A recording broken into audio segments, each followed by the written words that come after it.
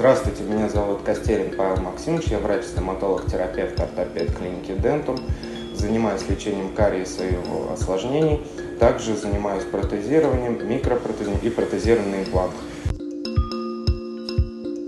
В своей работе в первую очередь обращаю внимание на качество лечения и комфорте пациента.